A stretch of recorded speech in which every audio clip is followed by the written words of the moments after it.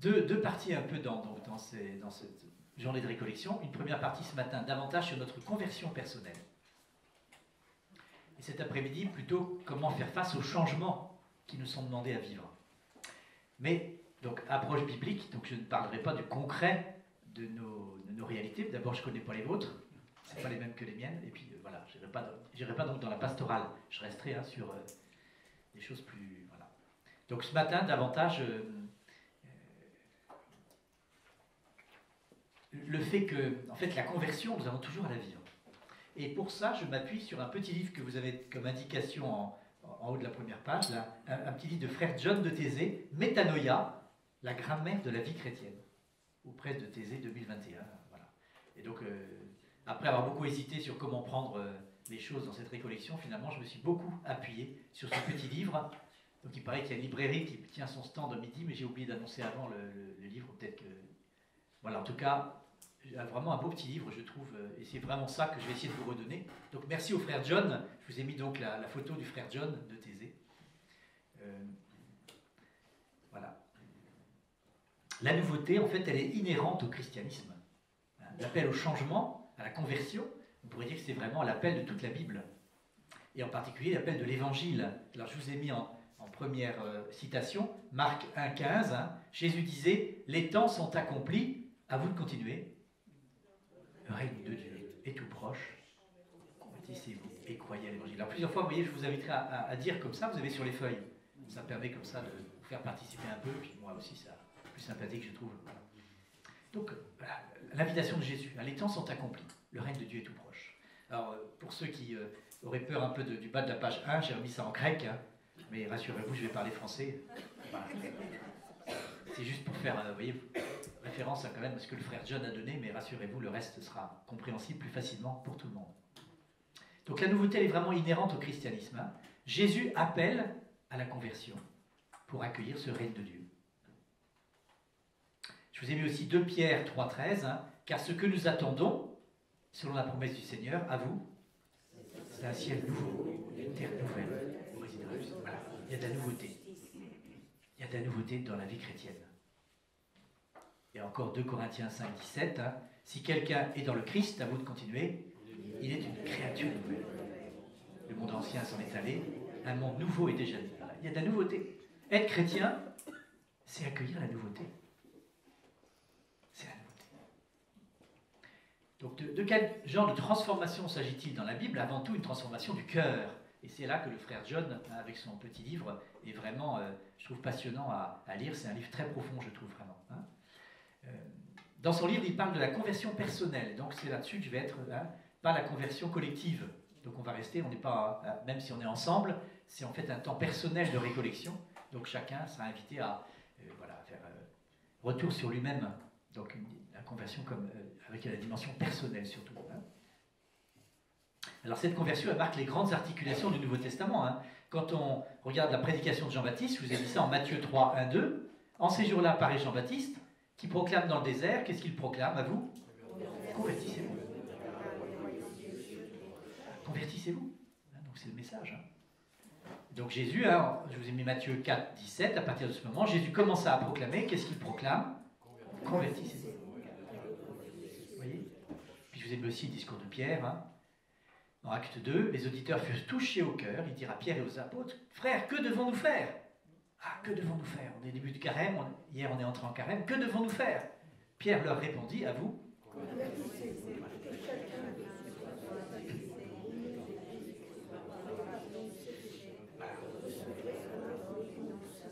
Convertissez-vous. Vous voyez, l'appel à la conversion, il est vraiment omniprésent. Omniprésent. On aurait pu prendre aussi Paul et d'autres exemples.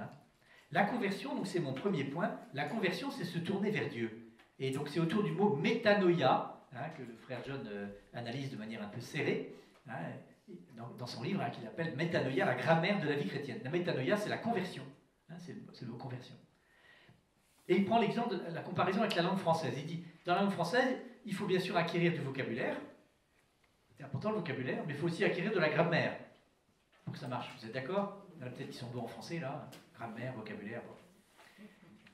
Il dit voilà, donc le vocabulaire, c'est tout ce qu'on peut apprendre de Jésus. Bon, ça c'est très bien. Mais la grammaire, c'est une manière d'être, une imitation hein, de la manière de vivre de Jésus. Intéressant comme exemple. Hein. Voilà, on a besoin de la grammaire. La grammaire, en fait, pour lui, ça se récapitule dans le mot métanoïa, le mot conversion. Conversion. Et il reprend donc la première phrase que je vous ai mise sur la feuille, Marc 1,15. Je vous l'ai remis en plus en bas de la feuille, hein, Marc 1,15, et il décortique un peu cette phrase. Jésus disait, les temps sont accomplis, le règne de Dieu est tout proche, convertissez-vous et croyez à l'évangile. Donc je vous ai mis en grec, en transcription française, et puis après le mot français, le mot à mot que propose le frère John. Est accompli le moment, et c'est approché, le règne de Dieu. Changez votre perspective et mettez votre foi dans la bonne nouvelle. Les temps sont accomplis. Les temps sont accomplis, le règne de Dieu est tout proche. Hein. Le fameux, les temps sont accomplis, c'est le mot kairos hein, en grec, pour ceux qui connaissent le grec, voilà, c'est un mot particulier. Hein. Quelque chose est arrivé, voilà, quelque chose est arrivé, et il est en train en plus d'arriver parce que le temps en grec, il veut dire que ça continue. Hein, c'est pas quelque chose du passé qui ne serait plus pour aujourd'hui. C'est quelque chose qui s'est passé, mais qui nous concerne aujourd'hui. Le moment est accompli, hein.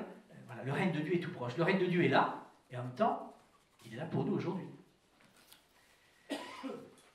Puis ensuite, la deuxième partie, c'est convertissez-vous et croyez à l'évangile. Hein. Littéralement, le frère John traduit par changer votre perspective. Alors, on parle beaucoup de ça. Nous, on a à changer hein, notre logiciel, on a à changer un peu notre façon de voir les choses, etc. On n'a pas d'en parler de ça. Hein. Dans les changements de la pastorale, etc., on a à changer de mentalité, c'est compliqué pour nous. Changer de perspective. Mettez votre foi dans la bonne nouvelle. Avec deux verbes à l'impératif présent. Ça veut dire que, voilà, c'est à faire maintenant. Et de façon continue, le temps indiqué en grec veut dire que c'est pas une fois. La conversion, c'est pas maintenant et puis c'est pas demain. C'est tous les jours, la conversion. Convertissez-vous et croyez à l'évangile, c'est pour chaque jour. Ça dure dans le temps. Donc il s'agit de changer notre perspective et de réorienter notre vie. Ça va, vous m'entendez bien? C'est bon? Je ne vais pas trop vite. Des fois, je suis un peu rapide dans mes termes. Alors, le frère John, après, dans ces chapitres de son petit livre, là, il repère des dérives.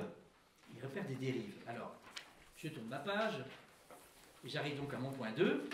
Hein, une première dérive qu'il pointe, ce serait de vouloir faire un regard vers le passé. Et j'ai trouvé ça très intéressant que dans le temps de prière qu'on nous propose ce matin, on nous invite à ne pas regarder en arrière. Quiconque met la main à la charrue, puis regarde en arrière, n'est pas fait pour le royaume de Dieu. Ah voilà. Donc, la tentation qu'on a de la nostalgie du passé, on y reviendra largement cet après-midi. Mais avec frère John ce matin, hein, il dit le regard vers le passé, il pointe sur le fait que souvent on a des regrets, on a des remords. Hein, il appelle ça la dérive moralisante. On a des regrets du passé, on dit ah ben voilà, bon, on aurait dû faire autrement. Bon. Et il dit la conversion ne renvoie pas à un regard vers le passé. Il ne s'agit pas de se repentir. Des fois on dit ça, hein, repentez-vous, etc. C'est comme si il faut regretter nos fautes passées. Hein. On est sur la culpabilisation un peu, quoi. La culpabilité en tout cas. Et il dit c'est pas ça d'abord la conversion. C'est pas un regard vers le passé, vers le regret de ce qu'on a pu faire qui n'était pas très bien, etc. Il dit que avant tout la conversion c'est une avancée dynamique, positive. Et il prend deux exemples, deux paraboles des évangiles. Je vous ai mis ça sur vos feuilles. Matthieu 13, hein. Le royaume des cieux est comparable à un trésor caché dans un champ. L'homme qui l'a découvert le cache de nouveau. À vous de continuer. Dans sa joie, il vend tout ce qu'il possède et il achète ce champ. Voilà, la conversion. C'est le désir d'avancer vers quelque chose qu'on pense être bon. Vous voyez, ça c'est pas un regard vers le passé. Ou encore, le royaume des cieux est comparable à un négociant qui recherche des perles fines. Ayant trouvé une perle de grande valeur, à vous de continuer, qu'est-ce qu'il fait? Tout ce qu'il possède. Et il achète la perle. Ah, voilà. C'est la découverte du trésor ou de la perle qui motive notre conversion, qui donne l'impulsion pour changer. Alors bien sûr, après, le frère John dit, après la conversion, il y a bien sûr le regret du passé qui peut se mettre en place, etc. Ok, voilà, on découvre une vie nouvelle, et du coup, on regarde en arrière aussi en disant, voilà, quand même, j'ai perdu du temps, hein, avant, etc. Bon, et il cite Saint-Augustin, hein, Saint-Augustin, bien tard, je t'ai aimé, ô beauté, si ancienne et si nouvelle, bien tard, voilà. Bon, c'est vrai que mais c'est après, dans un second temps, vous voyez, que peuvent venir des regrets. Mais d'abord, c'est une dynamique qui nous entraîne sur un chemin de vie. Donc retenons que l'appel à la conversion ne met pas d'abord l'accent sur nos péchés passés, mais sur l'offre que Dieu nous fait aujourd'hui. Et quand on la découvre, on a envie, hein, c'est cette perle.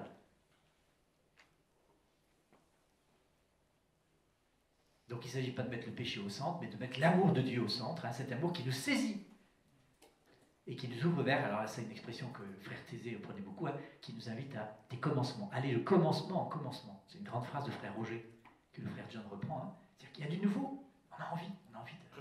Alors je vous ai mis, à chaque fois vous verrez, au fur et à mesure de mon intervention, je mets des petites pistes pour le temps personnel. Alors vous ne serez pas, bien sûr, obligé de prendre toutes les pistes, mais peut-être telle ou telle piste, vous dites, tiens, ça, pour mon temps personnel tout à l'heure, je vais en faire mon miel, d'accord? Donc j'ouvre des pistes, et puis vous prenez celles que vous voulez. À chaque fois, j'ouvre des petites pistes comme ça. Alors, première petite piste pour le temps personnel, hein, possible, relire Matthieu 13, 44, 46, vous l'avez donc sur la feuille, hein, et puis, quel est pour moi le trésor, la perle fine que j'ai découvert, et qui me donne le désir d'orienter ma vie vers Dieu. Ah, voilà. Quel est mon trésor? C'est intéressant de se dire, mais voilà, de retrouver hein, voilà, ce qui me tient à cœur. Pourquoi on est là ce matin? Et vous, en plus, vous avez pu être promener dans la campagne. Vous avez choisi de venir là ce matin, cet après-midi, passer une journée, certainement parce que hein, vous avez ce désir au cœur, non? Il y en a qui ont été obligés, non, peut-être? Ils n'auront pas le choix. Faut qu'ils pointent, non? Il n'y a pas ça, il n'y a pas de feuille d'émargement. Ah, quand même, donc voilà. Il y a peut-être certains qui pointent. Moi, j'espère qu'en tout cas, vous avez un désir au cœur, non? Désir au cœur, en tout cas, je le souhaite pour vous. Et sinon, c'est l'occasion de faire venir ce désir au cœur. Qu'est-ce qui fait que je suis là? Voilà. Le trésor, la perle fine. Première piste, donc, pour la période personnelle. Je passe à mon point 3. Une transformation en profondeur, nous dit le frère John, et pas seulement dans l'attitude extérieure. C'est ce qu'il appelle dans son petit livre la dérive triomphaliste. Bon, on peut laisser tomber son expression. En tout cas, voilà, ne pas se contenter simplement d'une attitude extérieure. La conversion est avant tout une attitude intérieure. Hein? Alors, il dit, il y a un problème, on parle quelquefois des nouveaux convertis, vous savez, en disant nouveaux convertis, c'est ceux qui arrivent dans la religion chrétienne. Voilà, avant tout, ça se voit par une appartenance à une religion, etc. Il dit, c'est pas ça l'essentiel. L'essentiel, c'est la conversion du cœur. La métanoïa, hein, c'est une transformation qui s'accomplit dans les profondeurs de notre être et dans un climat de liberté intérieure. Ça, c'est très important, la liberté intérieure. Hein. Et bien sûr, ça va se voir par un comportement extérieur. Je vous ai mis Luc 6, 45.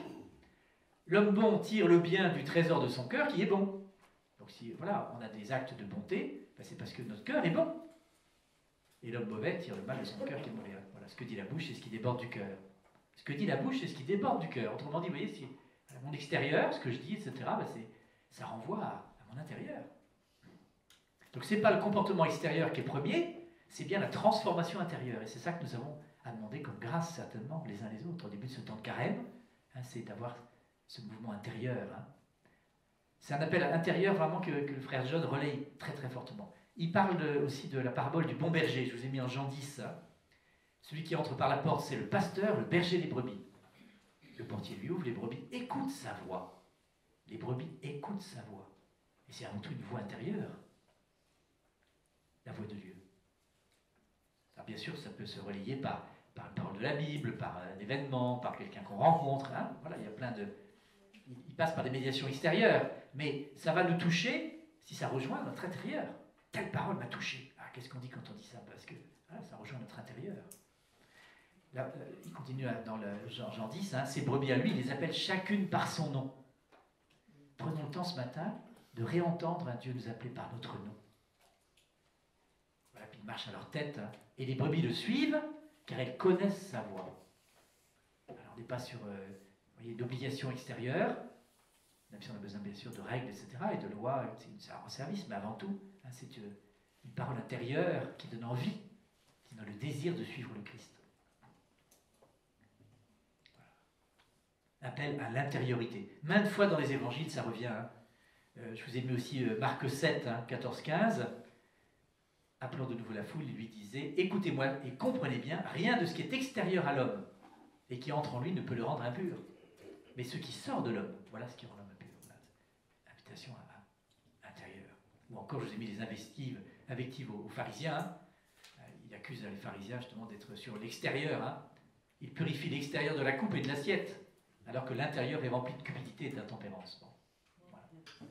C'est dur, hein, mais enfin, en tout cas, on peut l'entendre aussi pour nous. Hein. Le risque d'être sur une conformité extérieure qui ne correspondrait pas avant tout à un désir de conformité intérieure. Hein. Alors bien sûr, des fois, on n'arrive pas à vivre ce qu'on montre à l'extérieur, ça arrive, mais en tout cas, on a le désir de la conversion pour que notre intérieur corresponde. Voilà. Dans la première alliance, c'était déjà ça. Hein. Je vous ai mis le psaume 39. Tu ne voulais ni offrande ni sacrifice, tu as ouvert mes oreilles, les oreilles du cœur, bien sûr. Hein. Tu ne demandais ni holocauste ni victime, alors j'ai dit, voici, je viens. Dans le livre est écrit pour moi ce que tu veux que je fasse. À vous de continuer. Mon Dieu, voilà ce que j'aime. Ta loi me tient aux entrailles. C'est fort ça. Bon, est-ce qu'on peut dire chacun là? Mon Dieu, voilà ce que j'aime. Ta loi me tient aux entrailles. Oui, c'est intérieur. C'est intérieur. Hein.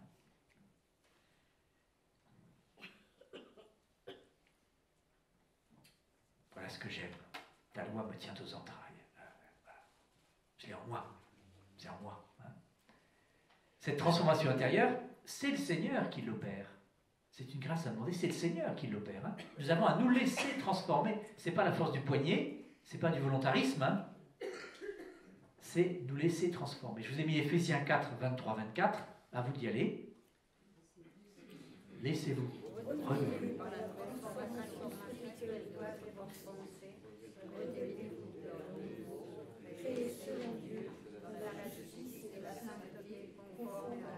Laissez-vous renouveler.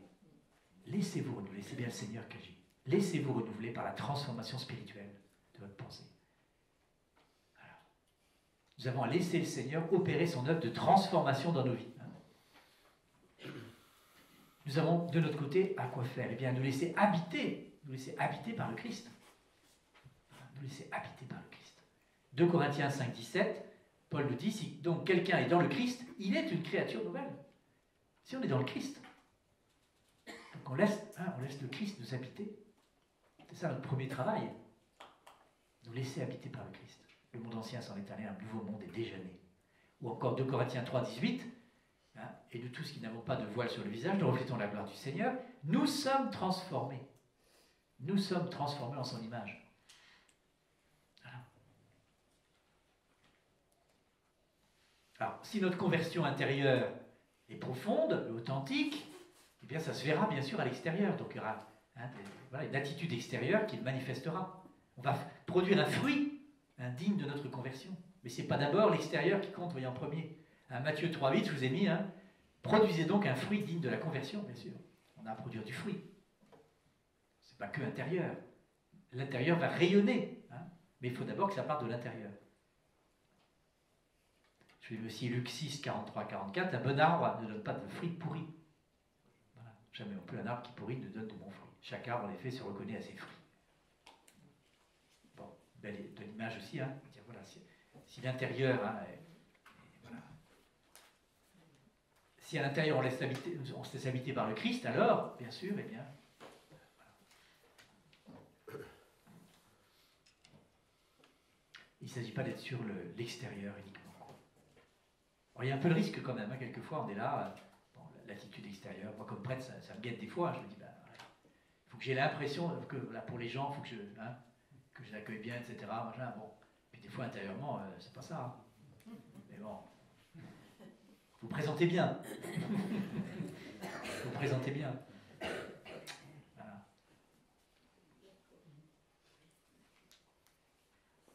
Il ne s'agit pas de se maquiller pour présenter bien. Il s'agit que l'intérieur soit là.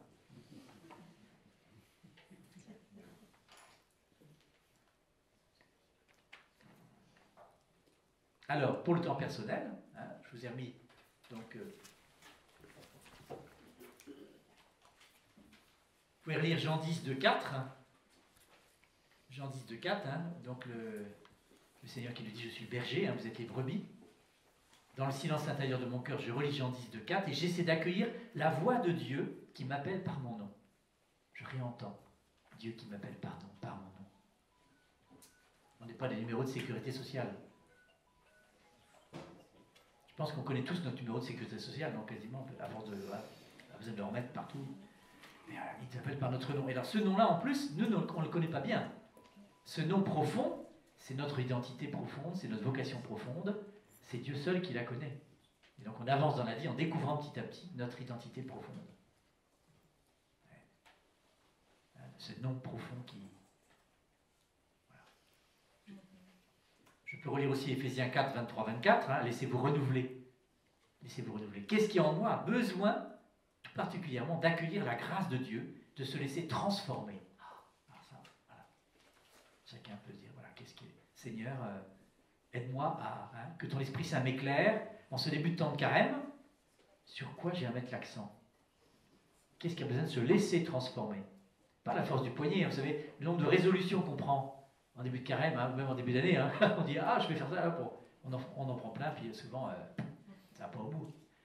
Mais c'est autre chose si on dit le Seigneur, Seigneur, éclaire-moi sur tel ou tel point de ma vie qui a besoin d'être transformé, parce que si le Seigneur nous éclaire, il nous donne la grâce aussi de le vivre. Vous avez déjà fait toute l'expérience de ça, hein? Si on confie ça à Dieu et puis qu'on demande à Dieu de nous éclairer, il donne en même temps la grâce de se laisser transformer sur ce point-là, sur lequel il a mis l'accent. C'est une belle expérience à faire. Ça, il y a des gens qui disent je vais au sacrement de réconciliation, je dis toujours la même chose. Bon, bah, évidemment, c'est pas génial. Hein. Et en fait, on leur dit mais voilà, mais demandez à Dieu de vous éclairer sur un point de votre vie qui a justement besoin de se laisser transformer. Et puis là, le Seigneur, il éclaire et il donne la grâce. Et la fois d'après, bah oui, effectivement, tiens, ce point-là, voilà, c'est différent. Parce que le Seigneur a donné sa grâce. Vous voyez, une belle expérience à vivre. Donc voilà, qu'est-ce qu'il y a besoin pour moi hein, de se laisser transformer dans ma vie aujourd'hui? Ça va? Alors, point 4. Une transformation qui est de l'ordre d'un processus continu.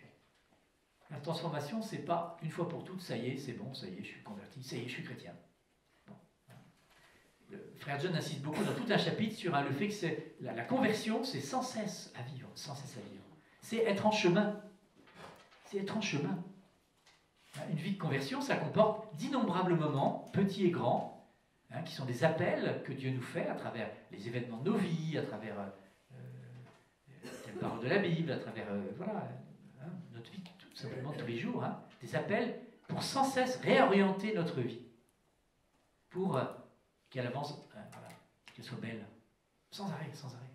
Alors bien sûr, il y a des moments clés, le frère John le rappelle, hein, il dit il y a des moments clés, il y a voilà, des moments de conversion un peu forts, hein, dont on se souvient, voilà, bon.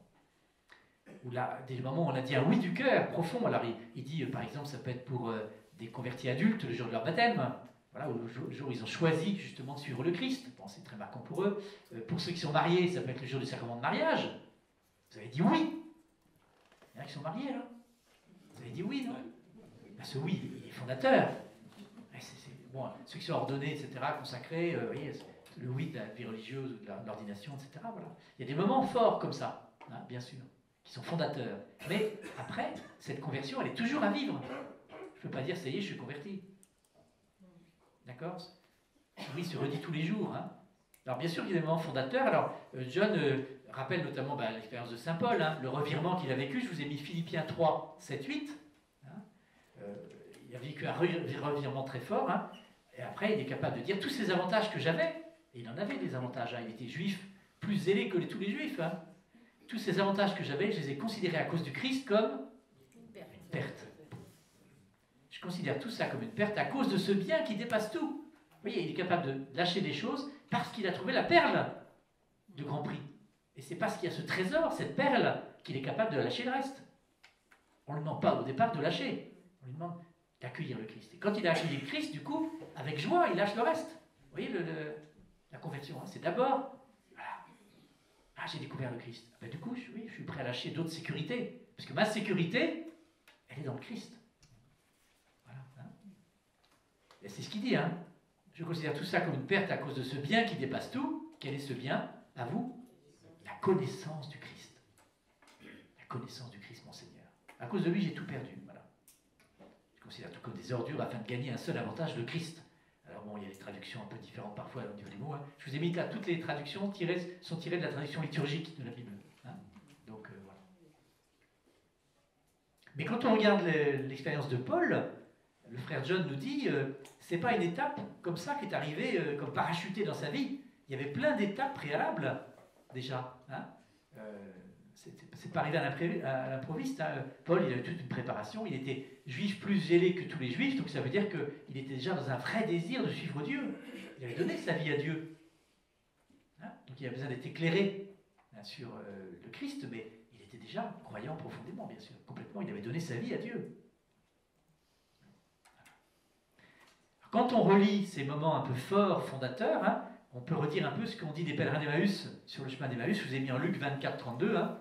Notre cœur n'était-il pas brûlant en nous? Alors on peut faire mémoire hein, ce matin dans le temps de prière personnelle, peut-être de tel ou tel moment qui a été marquant dans notre vie chrétienne, qui a été fondateur. Hein. Notre cœur n'était-il pas brûlant? Voilà. On a fait expérience un jour d'avoir le cœur spécialement brûlant. Là, le Seigneur nous a rejoints ce jour-là.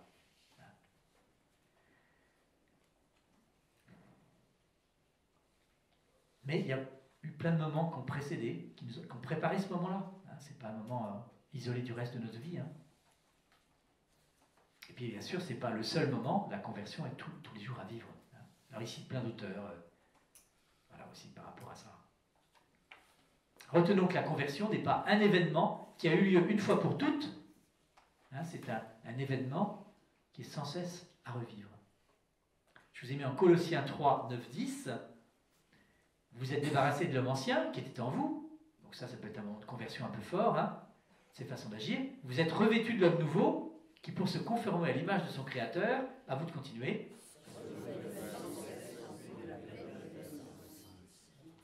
On a à se renouveler sans cesse. Voilà. On a à se renouveler sans cesse. En vue de la pleine connaissance, alors c'est une connaissance intérieure. Hein.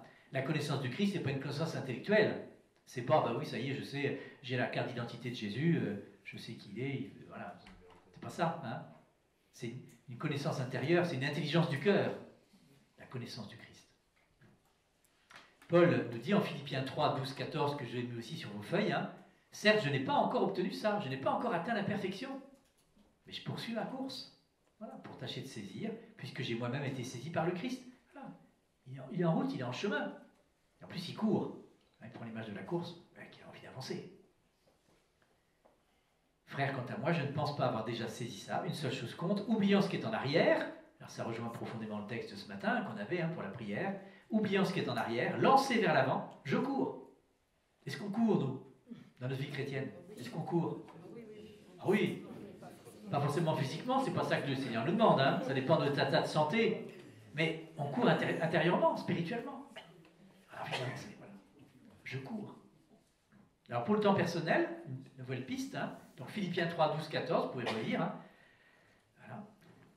Je peux relire mon histoire personnelle pour repérer les moments clés. Voilà. Quels sont les moments fondateurs dans ma vie? Tel ou tel moment, ça m'a marqué. Voilà. Bon. Moi, par exemple, je me souviens au lycée, voilà, un week-end avec des jeunes de l'aumônerie à Bribec. Voilà, à Bribec, je peux le dater, ça, l'expérience. Bon. Alors, vous voyez, j'ai des moments comme ça, voilà, des dates importantes. Ça nous a marqué. Mais surtout, le chemin parcouru avec le Christ. Et au début de ce temps de carême, demander à Dieu de discerner ses appels pour continuer à avancer. Continuer à avancer. Surtout ne pas stagner, ne pas nous asseoir. Continuer à avancer.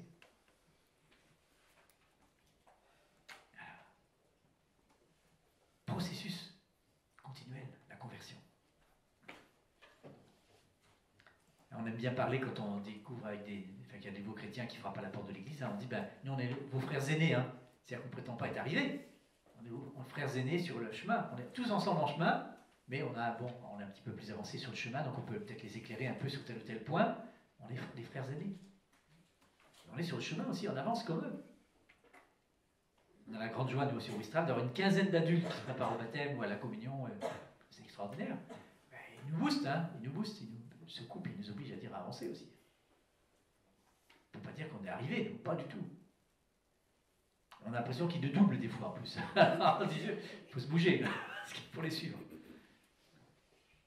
5e point. La conversion, faire la volonté de Dieu. On dit spontanément, nous dit frère John, il nous dit spontanément se convertir, c'est faire davantage la volonté de Dieu. Faire la volonté de Dieu. Alors il dit, bien sûr, c'est pas faux, hein, c'est pas faux, il s'agit de faire la volonté de Dieu. Mais il dit, on risque de mal comprendre ce qu'est la notion de volonté de Dieu. Beaucoup se méfient de la volonté de Dieu, comme si ça allait s'imposer à eux de l'extérieur. Hein, comme si au fond, on était un peu des marionnettes, quoi. condamnés à suivre un chemin prévu par Dieu. Il pointe ça. Et il dit, du coup, notre espace de liberté consisterait seulement à découvrir ce que Dieu a prévu pour nous. En gros. Et il dit, c'est pas juste, quoi. La volonté de Dieu n'est pas différente, c'est très fort ce qu'il nous dit là, la volonté de Dieu n'est pas différente de nos désirs les plus profonds. La volonté de Dieu ne vient pas contredire nos désirs les plus profonds. Notre difficulté, c'est qu'en général, on n'est pas à ce niveau de nos désirs profonds. On est plutôt en surface. Un peu plus en surface de nous-mêmes, et du coup, on a la contradiction avec ce que... On a l'impression que Dieu nous demande, mais il dit, si on descend en soi suffisamment profond, notre désir profond rejoint le désir de Dieu. Et il dit, le terme hébreu, alors je passe, pour la volonté divine, dans la Bible, il dit, c'est trouver son plaisir. On trouve notre plaisir dans la volonté de Dieu. Faire la volonté de Dieu, c'est ce qui nous rend heureux. Voilà. Donc, mais il n'y a pas de... Alors, même si c'est difficile, de descendre en soi, etc., on y reviendra cet après-midi, il y a une mort à soi-même. Il y a une mort à soi-même. D'ailleurs, c'est le texte aussi de l'Évangile qu'on va accueillir à la messe tout à l'heure. Pour ceux qui voudront venir à la messe, eh bien, Jésus dit, celui qui veut me suivre, il faut qu'il prenne sa croix. C'est pas si facile, d'accord, mais n'empêche qu'on a un désir profond. Vous savez, quand Jésus dit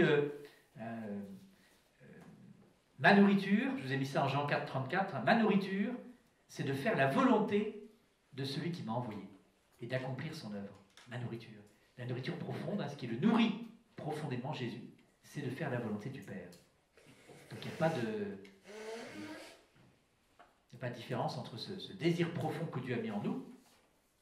Dieu est présent en chacun de nous. Donc en fait, ce désir profond rejoint le désir de Dieu. Faire la volonté du Père, donc ce n'est pas quelque chose d'extérieur qui serait contraignant extérieurement. C'est avant tout un désir profond qu'on a, qui nous habite. Alors qui va bien sûr s'opposer avec, encore une fois, le désir de surface, etc. Ça c'est vrai. On a unifié notre personne. Et faire la volonté du coup de notre Père des cieux, c'est source de vie. Alors je vous ai mis pour le temps de prière personnelle, à Jean 4, relire tout simplement ce que dit Jésus nous dit. Ma nourriture, c'est de faire la volonté de celui qui m'a envoyé. Comment on la reçoit cette grâce pour chacun de nous? Est-ce que moi, ma nourriture profonde, ma nourriture spirituelle, c'est de faire la volonté de Dieu? Est-ce que ça me nourrit? Est-ce que ça me nourrit? Comment j'expérimente que de faire la volonté de Dieu rejoint mes désirs profonds et me rend heureux? Je vous ai mis. On l'a certainement expérimenté plein de fois. On va faire mémoire de ces moments-là où on a senti qu'on était sur un chemin de vie parce que, eh bien, on essayait de faire la volonté de Dieu.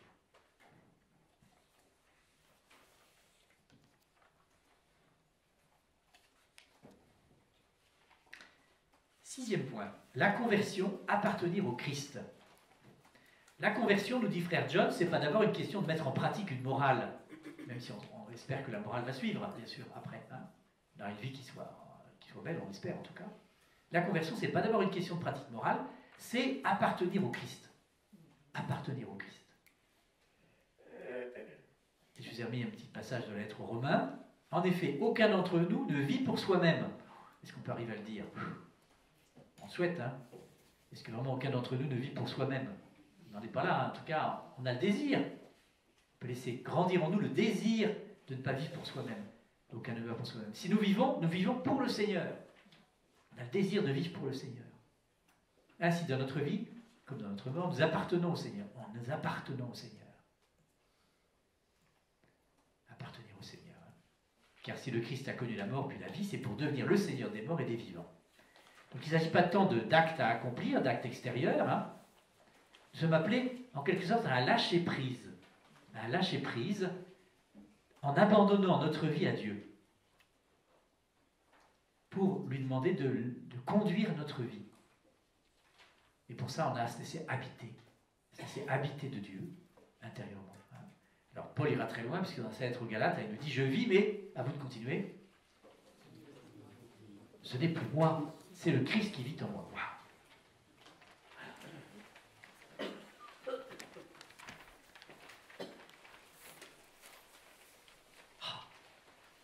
Bon. C'est fou quand on y pense quand même, non? De dire ça. Je vis, Hein, mais j'ai le désir que ce soit le Christ vraiment qui vive en moi.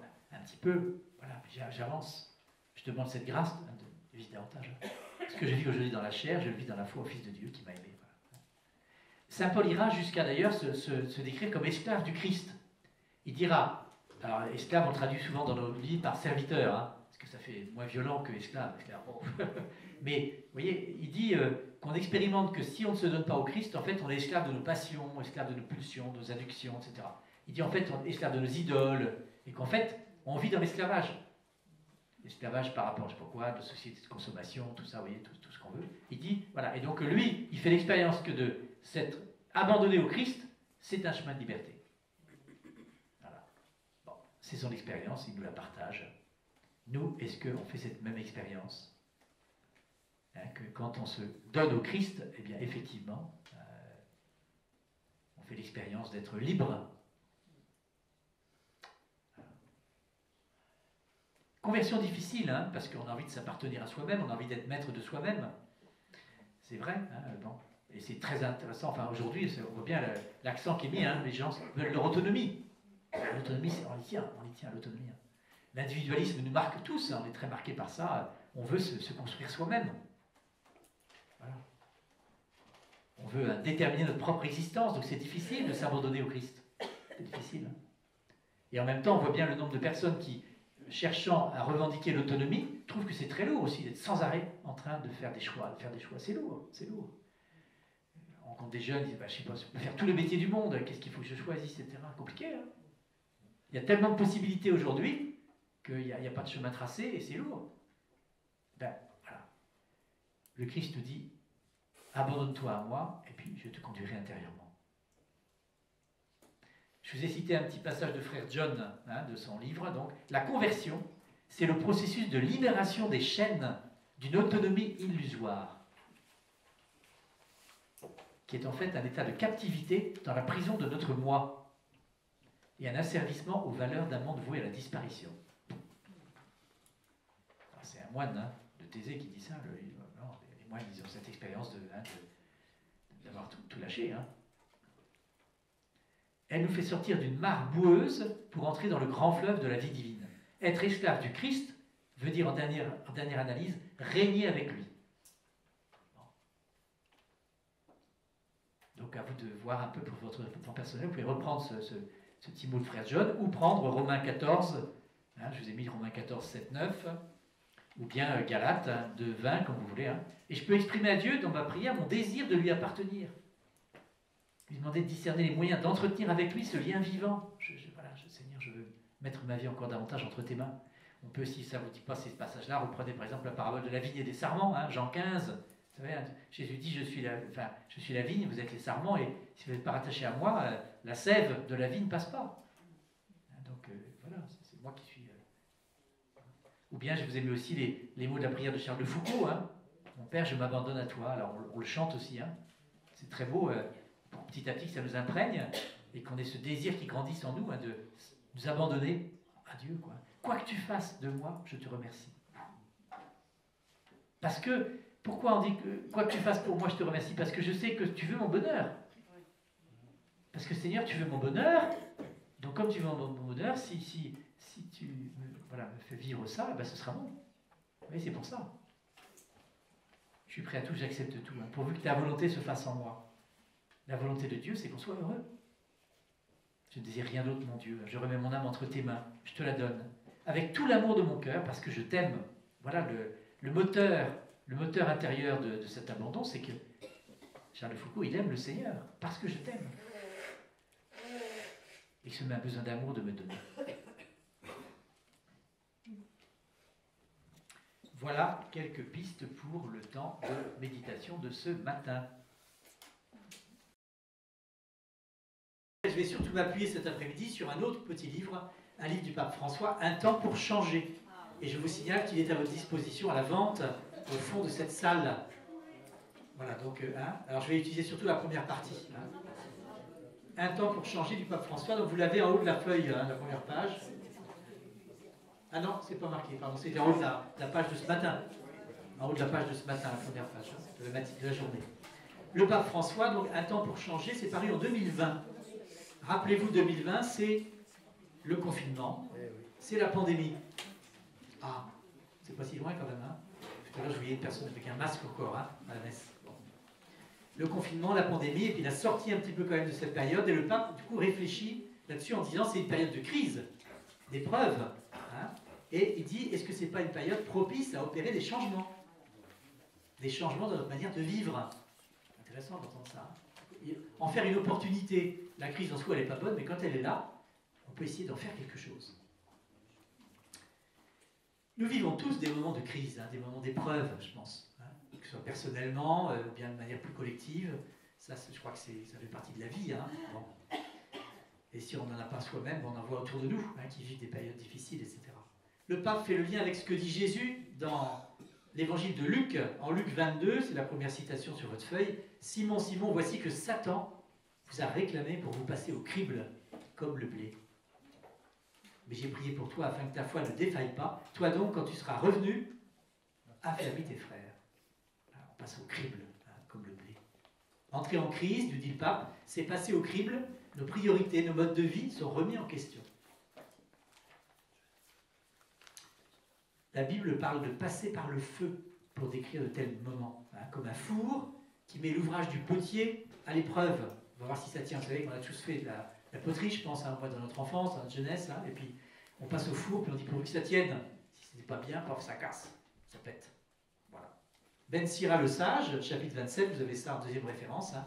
Quand on secoue le tamis, à vous de continuer, reste déléché. Bon, voilà, vous savez, le tamis, hein.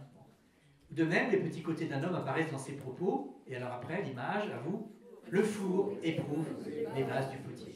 Voilà, on juge l'homme en le faisant parler. Vous voyez cette image du four, voilà, on passe par l'épreuve du feu.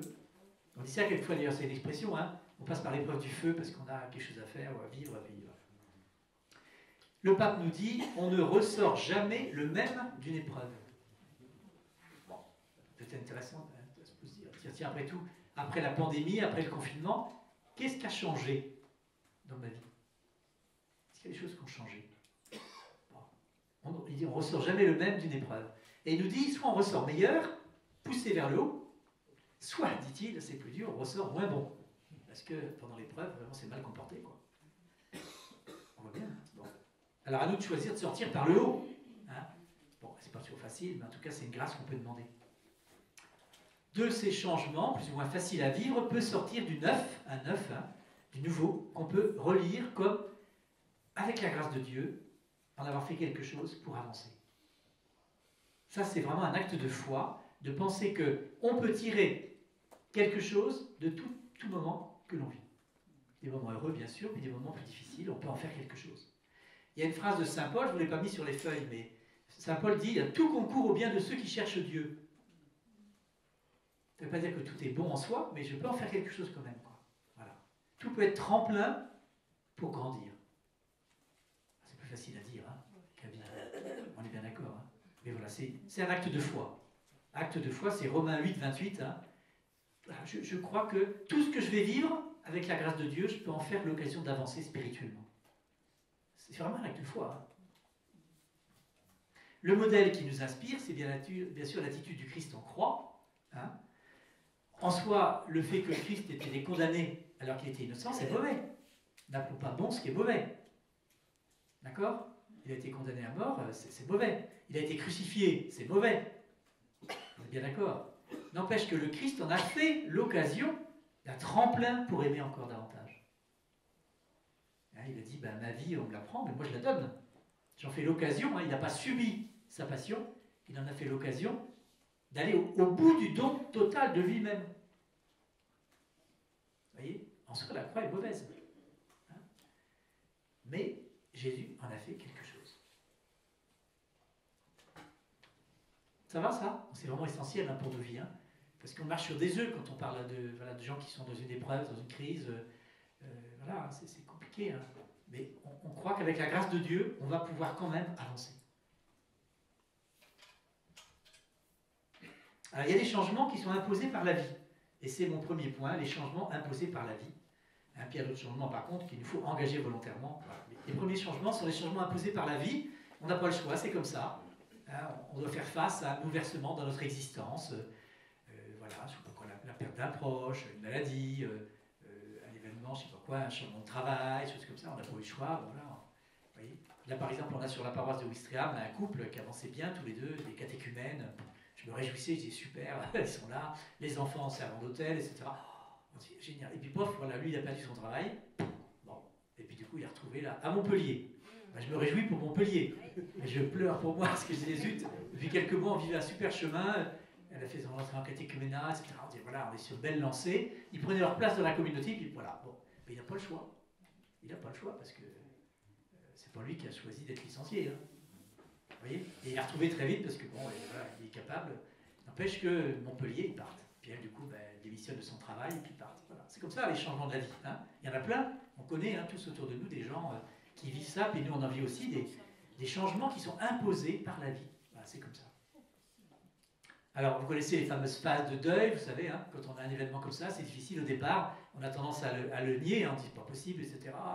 Puis après, bon, il y a la colère quelquefois, bon, voilà, bon, puis après, il y a quelquefois un moment de dépression un peu, hein, bon, voilà, on a du mal. Puis après, on accepte petit à petit, puis on arrive à reconstruire. On arrive à reconstruire plus ou moins facilement. Il y a des gens qui n'arrivent pas. Hein. J'ai comme ça sur la paroisse où je suis, moi, une famille, ils ont perdu leur fils Amaury à 16 ans. Bon, drame, ça fait maintenant plus de 15 ans, ils n'ont toujours pas réussi à dépasser. Est-ce qu'on dépasse un jour? J'en sais rien. Mais vous voyez, ils sont toujours là. Rien n'a changé dans sa chambre, rien. Et puis, quand on va chez eux, il y a toujours le portrait d'Amaury, et puis une lampe allumée, tout le temps en permanence, et ils ne parlent que de lui.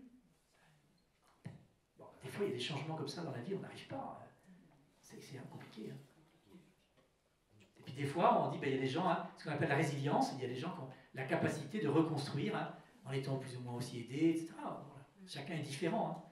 Mais je marche sur des œufs parce que, vous voyez, chacun de nous, on est bien petit hein, devant les événements qui viennent bouleverser notre vie. Alors, il y a des petits événements, plus faciles à vivre, et puis d'autres plus graves, plus difficiles. Voilà. Nous avons demandé à Dieu, vraiment, de faire de nos épreuves des opportunités de croissance. Voilà. Faire de nos épreuves des opportunités de croissance. C'est ce que le pape nous dit. Hein. Alors, il raconte lui-même les crises qu'il a vécues. Hein. Il y a 3 grandes crises majeures qu'il a vécues dans sa vie, dans son petit livre, là, il témoigne. Bon, voilà. Comment voilà, il décide d'avancer avec ça. Hein. Il y a eu notamment, je ne savais pas du tout, moi j'ai lu ça, et donc à un moment donné, il s'est retrouvé sans ministère quasiment pendant 1 an, plus d'1 an. Hein. Voilà. Pas évident à vivre. Mais il a dit que c'était l'occasion pour moi d'approfondir, de prier, de... Bon, voilà. Puis il a été malade aussi à un moment donné, etc. Vous pourrez lire ceux qui veulent. Hein. Son témoignage de vie. Alors, il y a des exemples bibliques, bien sûr, hein, plein d'exemples bibliques qui peuvent nous aider. Alors, moi, j'en ai repéré au moins 2. Hein. Le premier, c'est l'expérience vers le IIe siècle avant Jésus-Christ de l'hellénisation forcée. C'est-à-dire que les Grecs ont voulu imposer la culture grecque hein, au peuple de Palestine. Voilà. Et puis aussi la religion grecque. Donc, c'était un moment de crise important. Donc, il y a certains qui ont accepté hein, de passer à la religion grecque, et puis d'autres qui ont résisté. Hein, et un certain nombre qui ont résisté, ils sont morts martyrs. Hein, c'est le fameux livre, vous savez, les 2 livres des martyrs d'Israël, qu'on appelle autrefois les livres de Maccabée. Dans vos Bibles, quelquefois, les noms sont un peu différents. Hein, mais c'est une période de crise très difficile, parce que certains ont dit, mais non, je veux rester fidèle à ma foi, et puis j'accepte du coup de donner ma vie. Période de crise difficile, hein, et les historiens nous disent que c'est à cette époque-là que le peuple a été obligé d'aller au bout de sa foi, au plus profond de sa foi. Et qu'est-ce qui a émergé? L'espérance en la résurrection. L'espérance en la résurrection. Parce qu'ils se sont dit, ces martyrs d'Israël, ces martyrs qui donnent leur vie pour Dieu, ils acceptent de livrer, de donner leur vie. Dieu, c'est pas possible qu'il les laisse dans le néant. Donc il va récompenser ces justes-là. Et du coup, l'émergence en la foi, en la résurrection pour les justes au départ, est apparue, a émergé. Et vous voyez, ça ne vient pas d'une idée, ça vient d'une expérience de foi qui est poussée au bout. Voilà. Et puis du coup, après, il y a eu cette généralisation après de la croyance en la résurrection, en lien avec le jugement. Hein. Dieu rendra à chacun selon ce qu'il a fait. Voilà. Mais intéressant de se dire que, au cœur même d'une épreuve, au fond, ils ont été, au fond, et émergé la plus belle espérance qu'on puisse avoir, hein. L'espérance en la résurrection, qui va être bien sûr après confirmée par la résurrection du Christ, hein, bien sûr. Qui lui en plus va arriver dans le temps, alors qu'on l'espérait simplement pour la fin des temps. Mais vous voyez, voilà. Et vous avez dans le deuxième livre des martyrs d'Israël un bel exemple au chapitre 7, hein, avec vous savez, cette femme aux 7 fils. Hein. Vous pourrez lire ça si vous voulez, c'était trop long pour le mettre sur la feuille, hein, mais vous voyez cette femme, hein, alors on dit voilà, aux fils qu'il faut qu'ils acceptent de passer à la religion grecque, ils refusent, les uns les autres ils meurent. Quand il ne reste plus qu'un dernier fils, hein, on dit à cette femme, ben, dis à ton fils quand même il t'en reste un, hein, dis quand même à ton fils d'accepter de passer à la religion grecque et puis il sera sauvé. Et puis la femme va voir son fils et dit, maintenant tiens bon, résiste, hein, et garde ta foi, parce que si Dieu a permis que tu sois né un jour, et bien il permettra peut-être que tu sois recréé après, donc fais confiance à Dieu. Voilà un premier exemple, les martyrs d'Israël. Au cœur de l'épreuve, eh bien, Dieu donne sa grâce, hein, qui permet au fond d'aller chercher quelque chose de nouveau. Hein. Bon. Deuxième exemple, et là j'ai plus parlé avec le concours de Loïc, le père Loïc Gigadetouche, et hier soir j'ai envoyé un petit mail en disant sur l'exil, vous savez l'exil au VIe siècle. Parce que j'ai lu plusieurs conférences là-dessus, mais je trouvais vraiment rien de vraiment facile à redire en quelques mots. Alors il m'a envoyé quelques lignes hier soir, merci Loïc. En exil, vous savez, au VIe siècle avant Jésus-Christ, donc le roi de Babylone a envahi le royaume du Sud, et il a déporté en 2 fois, hein, les classes dirigeantes. Et puis c'est une catastrophe, parce que le peuple donc, est déporté, il n'est plus dans sa terre, le roi et les classes dirigeantes éliminées, et puis il n'y a plus de temple, le temple est détruit. Donc c'est la catastrophe, il n'y a plus rien. Les points de repère habituels ne sont plus là. Hein, parce que le peuple s'était construit autour du temple, autour du roi, de la terre, et puis voilà qu'il perd tout. C'est la fin, c'est la fin. Le peuple perd son identité. Il faut imaginer le bouleversement considérable. Hein, ils ont l'impression que c'est la fin de leur existence. Le peuple d'ailleurs s'interroge en disant, est-ce que Dieu nous a abandonnés, quoi, hein? Et puis c'est au cœur de cette épreuve-là, hein, que des fruits spirituels sont nés. Alors les historiens nous disent, les biblistes comme Loïc, hein, voilà, nous disent que de cette période-là sont nés des fruits assez extraordinaires au plan spirituel. Alors, il n'y avait plus de point de repère par rapport aux institutions. Les institutions n'étaient plus là, et bien du coup, la circoncision est apparue comme point de repère. Le sabbat, hein, le fait de rythmer le temps, hein, il n'y a plus de temple, donc plus de lieux sacrés, plus de temple où offrir les sacrifices. Et donc du coup, bien, voilà, ils ont trouvé une autre façon de vivre leur foi, hein, en rythmant le temps. Et alors moi, en relisant ça, je pensais à la parole du pape François, vous savez, qui n'arrête pas de nous dire que le temps est supérieur à l'espace. Il dit ça, voilà, bon, j'ai fait le lien. Bon. Voilà, ils sont bien à marquer le temps. Hein. Plus de temple, eh bien le peuple va s'organiser autrement à travers les synagogues. Hein, donc les synagogues qui sont des petits lieux comme ça, où en fait les croyants vont continuer à se retrouver pour prier. Alors, dans le diocèse de Bayeux, donc, où je suis, là, on parle actuellement beaucoup des petites communautés locales. On en a parlé à table à midi. Hein. Donc nous, on est en train de restructurer. Vous savez, on passe de 51 paroisses à 15 paroisses. Nous. Voilà, ça y est, c'est acté. Hein. C'est officiel. Puis donc, les nouvelles paroisses vont être regroupées en doyennés. Les doyennés correspondent au gros bassin de vie. Hein. Voilà. Et donc, dans les paroisses, les anciennes paroisses qui sont regroupées, un certain nombre vont devenir ce qu'on appelle des communautés locales. Et un des débats qu'on a actuellement, c'est de se dire, est-ce que le dimanche, il faut privilégier bien sûr le rassemblement des chrétiens, mais est-ce qu'il est meilleur de dire aux gens, déplacez-vous en voiture, faites des distances pour aller trouver l'Eucharistie là, quelque part, ou est-ce qu'il n'y a pas aussi à laisser faire des gens qui vont se réassembler le dimanche autour de la parole? Voilà, voilà le principe des synagogues un peu, vous voyez qu'ils ont vécu pendant l'exil. Bon, voilà, on se rassemble, et l'important c'est de se rassembler, de célébrer le Seigneur mort et ressuscité. Bon, après tout, autour de la parole, il y a des expériences en tout cas qui sont tentées dans le diocèse. Hein. Bon, voilà, on cherche. Il n'y a pas de réponse peut-être toute faite, et puis il n'y a pas à dire l'un ou l'autre. Hein, il y a l'un et l'autre, peut-être. Voilà. Bon, il n'y a plus de roi à l'époque, à l'exil, etc. Et puis donc c'est la parole de Dieu qui va prendre toute sa place, la Torah. Hein. Donc c'est intéressant pour nous aujourd'hui, hein, justement, sur la place de la parole. Hein. Est-ce qu'on se réunit? Moi, par exemple, aujourd'hui, là, je suis venu avec vous. C'est grand plaisir à être là, mais du coup, dans nos paroisses, il n'y a pas de messe aujourd'hui. Ben, voilà, ils se retrouvent pour les vêpres ou les laudes. Voilà, bon, ils prient autrement, la communauté autour de la parole, autour des psaumes, autour, voilà. Bon, enfin, c'est en semaine, hein, c'est pas pareil que le dimanche, bien sûr, mais voilà. Et puis aussi, autre expérience, le peuple découvre que Dieu n'est pas simplement le Dieu d'un d'un petit pays, hein, Israël ou Juda, etc. Mais en fait, en découvrant que Dieu est aussi le Dieu des autres, hein, c'est le Dieu du monde, le Dieu de la terre, donc ça élargit leur vision de Dieu. Donc ça aussi, c'est un fruit spirituel. Hein. Et ils vont relire les grands textes comme la Genèse ou autres en disant, voilà, vous savez qu'il y a 2 textes de création, voilà, il y a un texte qui date apparemment de cette époque-là, qui permet de dire, mais en fait, Dieu, il est partout. Il est Dieu de tous les peuples, pas simplement de notre pays.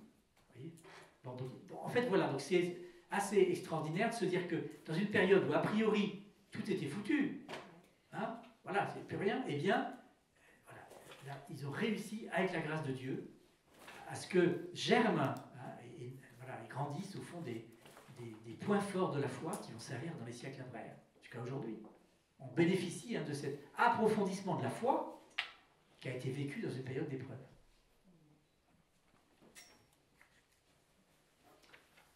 Voilà. Bon, alors, on pourrait prendre plein d'autres exemples. Hein.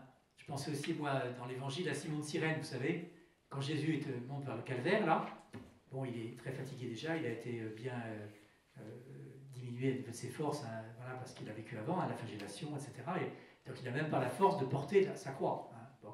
Et donc du coup, Simon de Cyrène, le pauvre, il est réquisitionné par les Romains, par les soldats romains, et on n'a pas demandé son avis. Hein. Bon, au moins dans les 3 évangiles synoptiques, hein, voilà, c'est un événement de sa vie, il n'a pas le choix. Qu'est-ce qu'il en a fait? Je ne sais pas. En tout cas, il s'est trouvé associé à la croix du Christ ce jour-là. Bon. Voilà. Pensez aussi à le livre de Job, hein. Vous pourrez lire Job, voilà, qui perd tout, hein, comment il arrive à continuer à vivre sa foi à travers une épreuve terrible. Bon, voilà. Paul, pensez aussi à Paul, si ça vous parle plus, hein, Paul qui dit qu'il a subi tellement d'épreuves, les naufrages, les coups de fouet, etc. Il énumère tout ce qu'il a vécu, bon. Et à chaque fois, il dit que il arrive à continuer à grandir dans la foi malgré les épreuves. Mais il n'a pas choisi. Hein. Nous croyons qu'avec la grâce de Dieu, nous pouvons hein, traverser les épreuves. Voilà. Et non seulement les traverser, mais en faire des opportunités de croissance. Alors c'est une expression que j'aime bien. Moi, hein, bon. Encore une fois, c'est plus facile à dire qu'à vivre. Hein. Alors, par rapport à notre Église aujourd'hui, on vit aussi des choses, hein, c'est évident, difficile. Hein. Voilà, on vit une crise importante. Hein, bon, en France, au moins, je ne parle pas ailleurs, hein, mais en France, on voit bien qu'on parle souvent en termes de diminution. Hein, diminution de. Là, je ne vais pas les citer toutes, mais vous les connaissez par cœur. Hein, nombre de pratiquants le dimanche, nombre de mariages, je ne sais pas quoi, nombre de baptêmes, voilà, nombre d'enfants enquêtés, etc. Bon, on peut être donc sur cette nostalgie des chiffres d'avant. Voilà. Et puis, il y a quand même les crises qu'on a vécues aussi difficiles, la crise des abus, hein, les abus sexuels notamment. Bon. Alors, voilà ce que le pape nous dit. Vous avez ça, Pape François, lettre aux prêtres en 2019. C'est sur les abus, hein, quand il parle aux prêtres. Là. Je suis convaincu que dans la mesure où nous sommes fidèles à la volonté de Dieu, donc entendons bien, il faut être fidèle à la volonté de Dieu, quoi. Le temps de purification de l'Église que nous vivons, nous rendrons plus heureux et plus simples. Voilà, les temps de purification qu'on vit nous rendront plus heureux et plus simples. Et seront dans un avenir proche très fécond. Quel acte de foi, hein, il fait le pape là. Ne nous décourageons pas. Le Seigneur est en train de purifier son épouse. Il nous convertit tous à lui. Il nous fait faire l'expérience de l'épreuve afin que nous comprenions que sans lui, nous sommes poussière. Parce que dans l'épreuve, hein, on s'accroche. Encore une fois, hein, il y a des gens dans l'épreuve, ils s'accrochent à Dieu, ils prient Dieu, puis d'autres, au contraire, par contre, ils s'en éloignent. Hein. On sait bien qu'il y a des gens pour qui une épreuve, ils ne croient plus. Hein. Bon, il y a les deux, mais en tout cas, voilà. Le pape dit, hein, ça nous convertit à lui, parce qu'on va compter sur lui. Quoi. Sans lui, nous sommes poussière. Il est en train de nous sauver de l'hypocrisie et de la spiritualité des apparences. Il souffle son esprit pour redonner la beauté à son épouse, surprise en flagrant délit d'adultère. Bon, voilà, par rapport aux abus. Hein.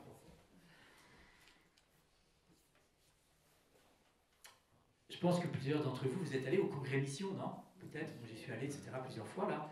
Bon, je me dis que cette épreuve que l'on vit dans l'Église en France, là, avec quand même, on sent bien beaucoup de diminution de plein de choses, en même temps, est l'occasion de nouveautés créatrices étonnantes en termes d'évangélisation, d'attention aux plus pauvres, il y a plein de choses, hein, diaconia, etc., tout ça, on pourrait évoquer plein de choses qui se vivent dans l'Église de France, hein, qui sont quand même, il y a un foisonnement étonnant, avec la grâce de Dieu, qui se vit aussi en Église aujourd'hui en France. Hein, quand on regarde toutes les initiatives partout, c'est extraordinaire quand même.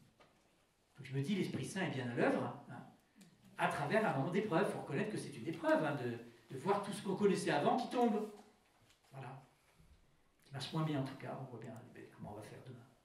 On ne peut plus faire comme avant, tout le monde n'arrête pas de dire ça. On ne peut plus faire comme avant, on ne sait pas comment faire. Hein, voilà. Après, le fait qu'on dit on ne peut plus faire comme avant, mais comment faire, on ne sait pas. Voilà, donc ça c'est des changements, vous voyez, qui sont un peu, qui nous sont imposés, quoi, hein, qui sont là. Donc pour le temps personnel, une petite piste, hein, temps personnel de prière, je peux présenter à Dieu tel ou tel changement qui m'est imposé par la vie. Voilà. Et lui demander de pouvoir le transformer en opportunité.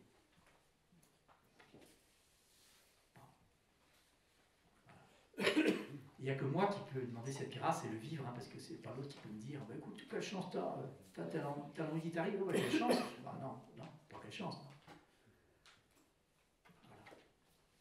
Et moi, je peux relire, hein, mon existence en disant bah, là, telle chose, j'ai pas le choix, mais au lieu de la subir, hein, voilà, je vais essayer de la présenter à Dieu pour en faire quelque chose avec lui, avec sa grâce. Ça va? Bon, hein, c'est pas difficile ce que je dis, hein, donc je mesure que j'avance humblement sur ce chemin. Hein. Encore une fois, c'est plus facile à dire qu'à vivre.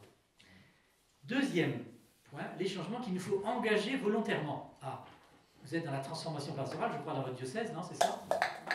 Il y a les annonces qui sont faites dans les semaines, les mois à venir. On entendait ce matin Valérie dire voilà, il y a des transformations pastorales qui vont être vécues là. Vous êtes déjà en plein processus. Hein. Il y a des changements qu'il faut avoir le courage d'engager. Hein, d'engager. Je vous ai mis en Matthieu 9, hein, personne ne pose une pièce d'étoffe neuve sur un, à vous de continuer, vieux vêtement. Voilà. Car le morceau ajouté tire sur le vêtement et la déchirure s'agrandit. On ne met pas du vin nouveau, à vous de continuer. Voilà. Bon. Message de Jésus. Hein. Ça, on comprend. Là, quelqu'un dit, ça, on comprend. Hein. Autrement, les outres éclatent, le vin se répand et les outres sont perdues. On met le vin nouveau dans des outres neuves. Et le tout se conserve. Donc l'invitation à oser, hein, à vin nouveau, outre neuve. Alors, en préambule quand même, un petit mot pour dire que parfois il est bon de résister à des sollicitations de changement. Tout changement n'est pas forcément bon. Hein. On m'a demandé de vous prêcher une récollection aujourd'hui sur le changement, pour vous inviter à vous préparer au changement à vivre, des transformations pastorales, hein, mais, et sur nos résistances, hein, à ces changements. Mais par contre, des fois, on a raison de résister. Il y a des changements qui ne sont pas évangéliques quand même. Hein. Tout changement n'est pas évangélique. Il y a à discerner ce qui est évangélique ou ce qui ne l'est pas. Hein. Il y a des changements qui sont des erreurs et il faut résister. D'accord? Je vous ai mis quelques références quand même. Hein. Romains 12.2. Ne prenez pas pour modèle le monde présent, mais transformez-vous en renouvelant votre façon de penser. Pour discerner quelle est la volonté de Dieu. Attention, donc il y a un discernement à opérer. Hein. Vous avez voté, je crois, il y a quelques mois, justement, on m'expliquait ça à table, hein, pour justement faire le choix des bassins de vie. Hein. Voilà, mais vous avez voté, donc vous avez discerné ensemble, prié, hein, puis il y a des votes par collège, c'est ça. Hein. Bon, voilà, donc vous voyez, discernement, pour savoir qu'est-ce qui était bon. Donc encore une fois, il ne faut pas accueillir tout changement de la société comme ça en disant c'est bon, non, non. Il met aussi Jean 17, hein, le rapport au monde. Hein. Je ne prie pas pour que tu les retires du monde, mais pour que tu les gardes du mauvais. Voilà, donc on a à discerner, n'oublions pas.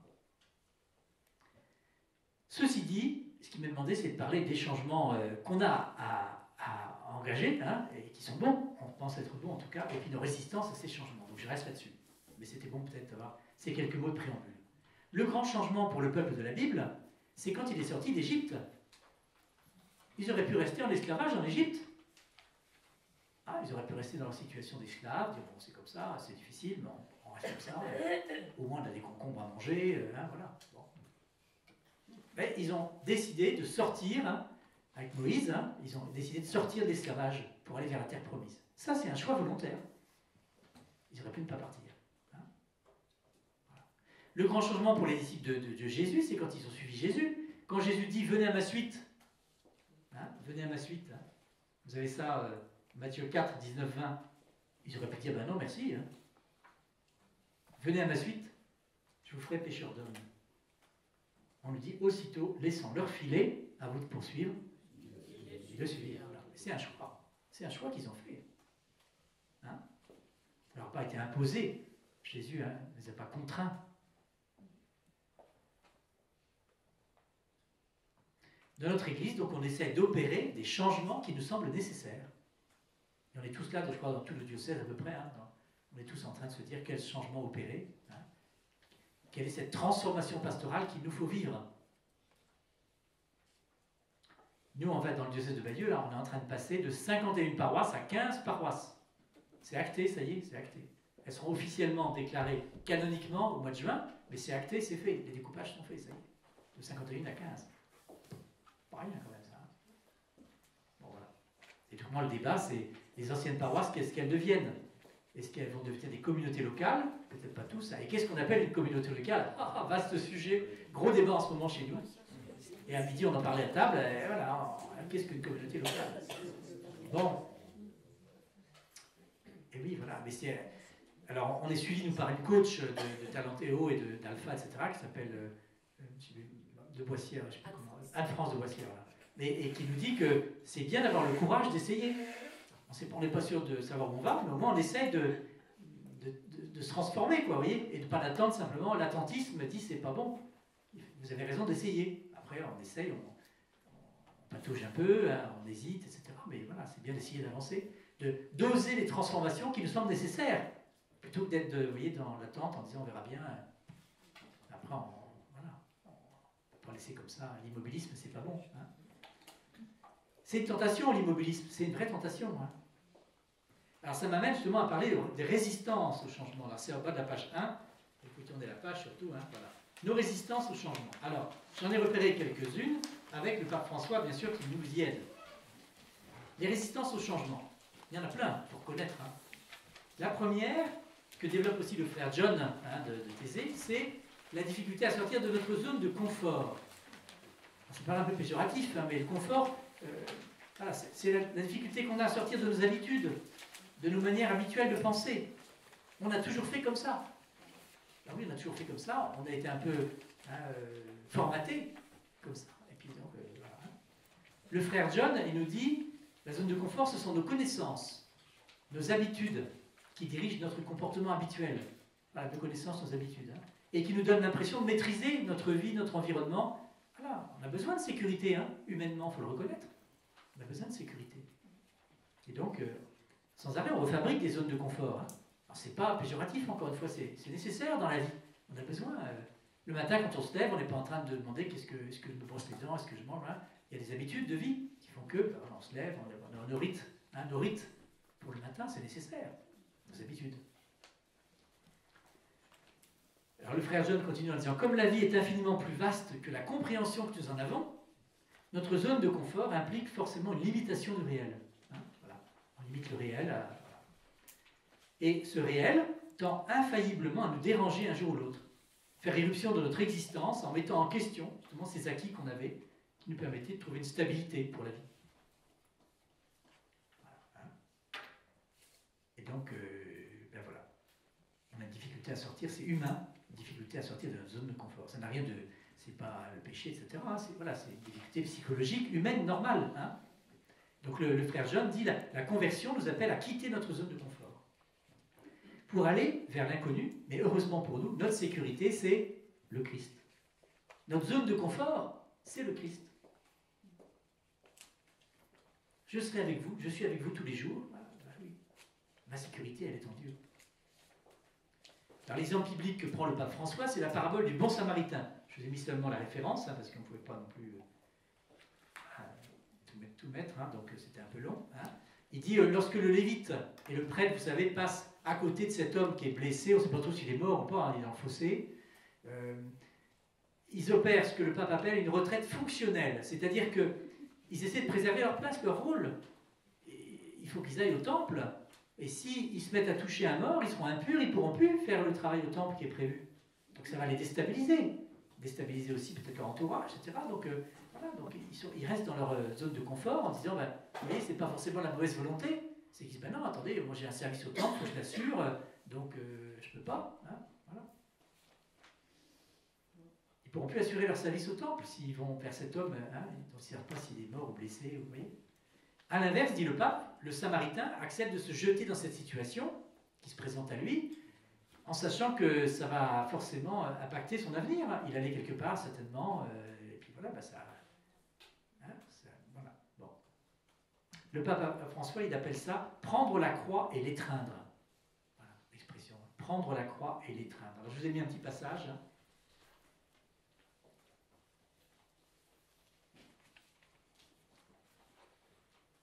Vous avez ça sur vos feuilles. Étreindre la croix, confiant dans la vie nouvelle qui vient, donne le courage de cesser les lamentations pour pouvoir sortir de nous-mêmes et nous mettre au service des autres. Et ainsi nous permettons le changement, celui qui ne naîtra que de la compassion et du service.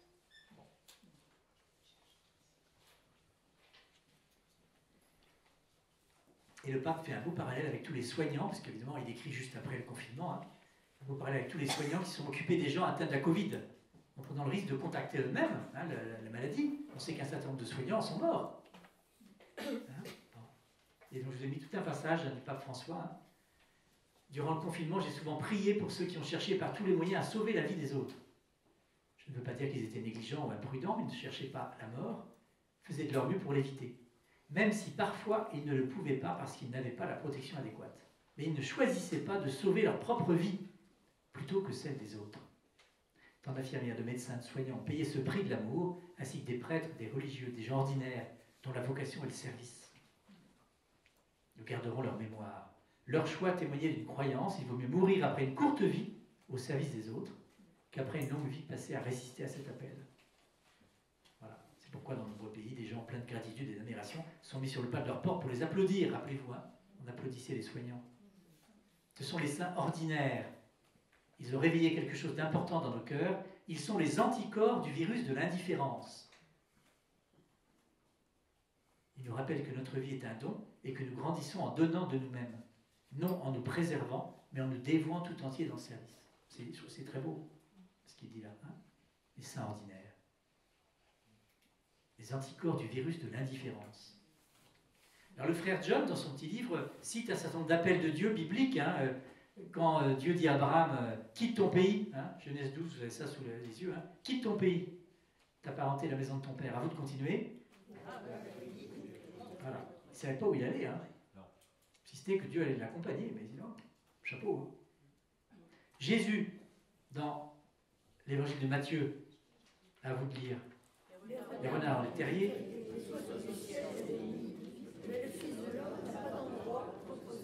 Alors on avait le parallèle ce matin pour le temps de prière, c'était pris dans l'évangile de Luc, mais c'était la même chose. Les renards ont des terriers, voilà. Et puis il y avait donc la méditation qui nous a été proposée ce matin, je la relis. Quelle témérité, quelle audace. C'est beau en parole, en acte c'est plus compliqué. En acte c'est plus compliqué. Suis-je prêt à suivre Jésus jusqu'au bout? Suis-je prêt pour l'annonce de l'évangile à vivre avec lui dans l'inconfort? Peut-être même dans l'insécurité. C'était notre prière de ce matin. Ah oui. Oui, c'est ça. Ah oui. Dans l'évangile, quand les disciples ont suivi Jésus aussi, ils ne savaient pas où ils allaient. Je vous ai mis Luc 5, 11. Alors, ils ramenèrent les barques, à vous de continuer, au rivage. Descend tout. Bon, ils ne savaient pas où ils allaient. Donc, vous voyez, c'est quand même sortir de notre zone de confort. C'est difficile, c'est difficile. Et ça ne peut être vécu que si on met notre sécurité en Dieu. Sinon, humainement, c'est pas possible.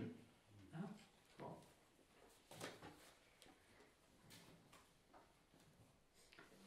Jésus qui nous dit, je vous ai mis Jean 14, 6, moi je suis le chemin, la vérité et la vie. Je suis le chemin, donc je peux y aller avec toi. Sans toi, je ne pourrais pas. Mais avec toi, j'ose. Donc notre conversion, les changements à vivre, ça comporte l'apprentissage d'un certain détachement, il faut reconnaître.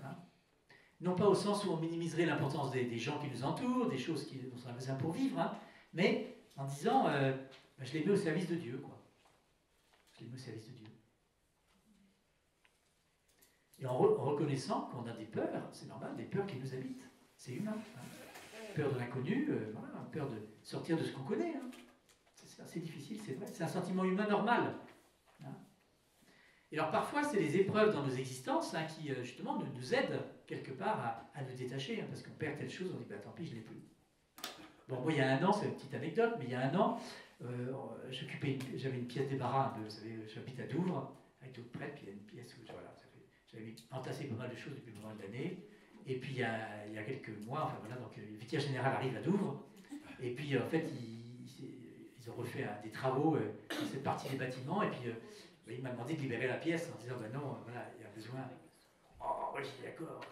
Donc j'ai passé 15 jours quand même à faire du tri, hein, chaque jour, à balancer des choses, etc. Bon, j'ai pas eu le choix, mais je me suis dit après tout, c'est bon, c'est bénéfique. Parce qu'en fait, il y a plein de trucs dont je ne me servais plus, c'est évident.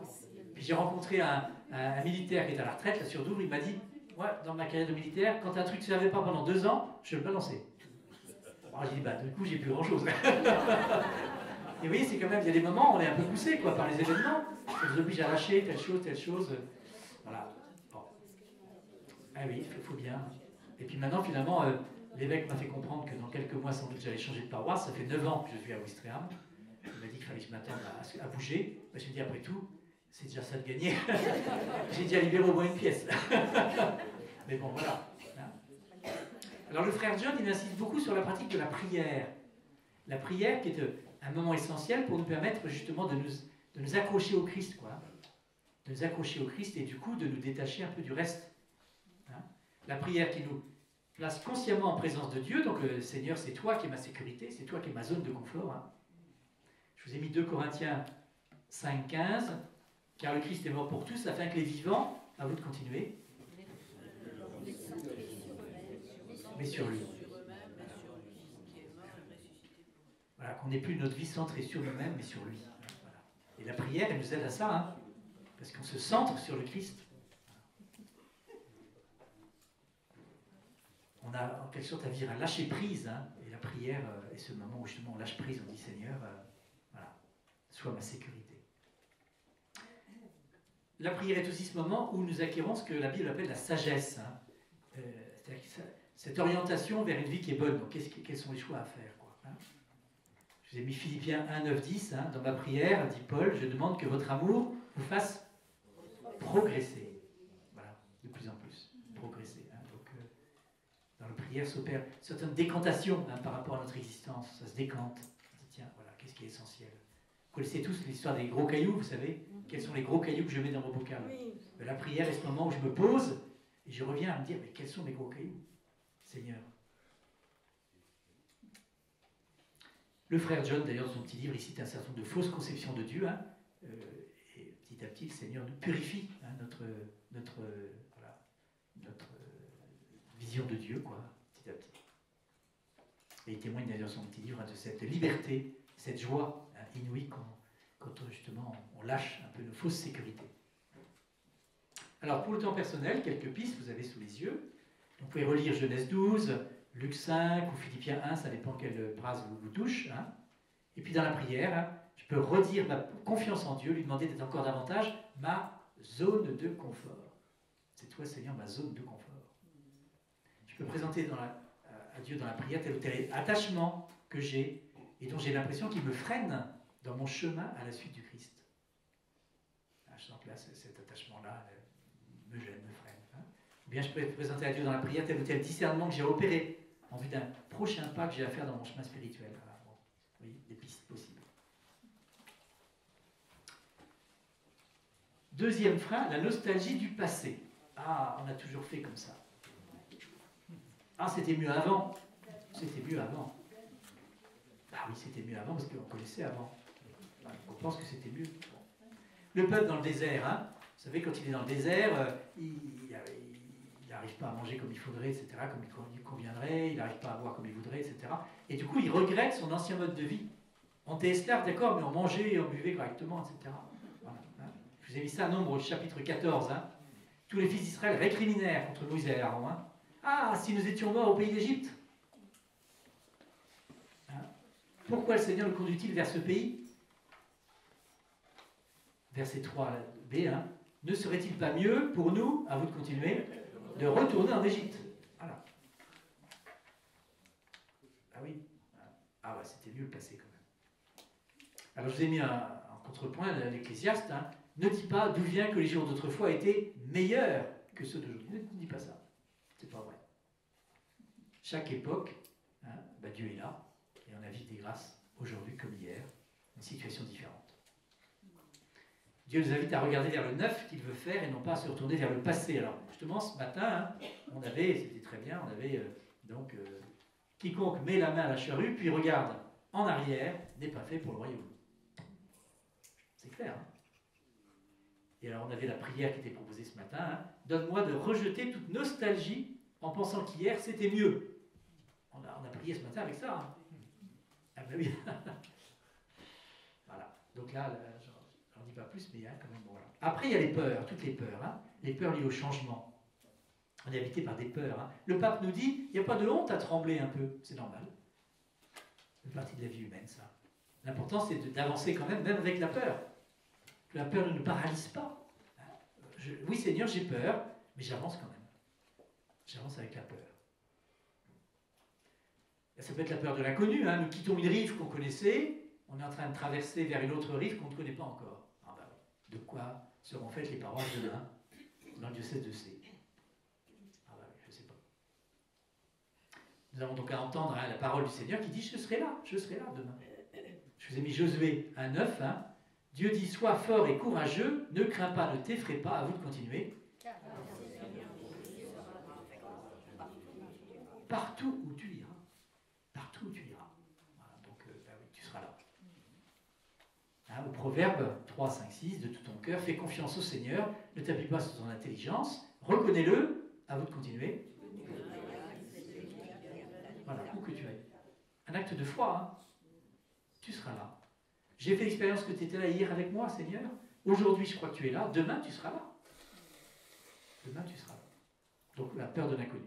Peur de l'échec aussi. Hein. Peur de l'échec, le pape pointe ça. Hein. Voilà, on a peur de ne pas réussir, quoi. Bon, peur que ça ne marche pas bien, etc. C'est vrai que c'est compliqué, ça aussi. Hein. Alors, je vais donner un petit exemple biblique. Hein. C'est lorsque Moïse, ils arrivent en terre de Canaan.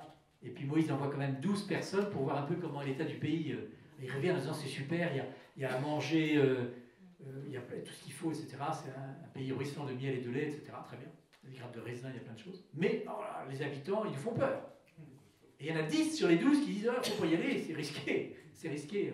Et puis il y en a 2 qui ont le courage d'y aller. Hein, qui ont dit il faut y aller, il faut faire confiance à Dieu. Hein. Josué et puis Caleb hein, qui disent ben non, allons-y. Bon, avoir le courage, hein, alors qu'on a peur que ça loupe. Peur de la réaction des autres aussi. Le pape cite l'exemple de, vous savez, Pierre. Hein. Alors Pierre, vous savez, Saint Pierre, il s'ouvre aux non-juifs, hein, en acceptant, etc., que les non-juifs puissent accueillir la foi chrétienne aussi, hein, donc ça c'est très bien. Et puis après, quand il y a des juifs qui arrivent, ils mangent même à la table, à la même table que des non-juifs, d'accord, Pierre? Et puis après, quand il y a des juifs qui arrivent, des juifs chrétiens qui arrivent, il a un peu la trouille de se faire mal voir, et donc du coup, il refait table à part, en disant non. Et puis alors Paul arrive, et puis enguirlande fortement Pierre. Alors si enregistré, il ne faut pas que je dise enguirlandais, il faut que je dise, voilà, il reprend fortement à Pierre en disant ce que tu fais là, c'est pas correct, quoi. Parce que Pierre a peur des réactions des juifs chrétiens. Hein, vous avez mis ça à Galates 2. Hein. Quand Pierre est venu à l'Antioche, je me suis opposé à lui ouvertement parce qu'il était dans son tort.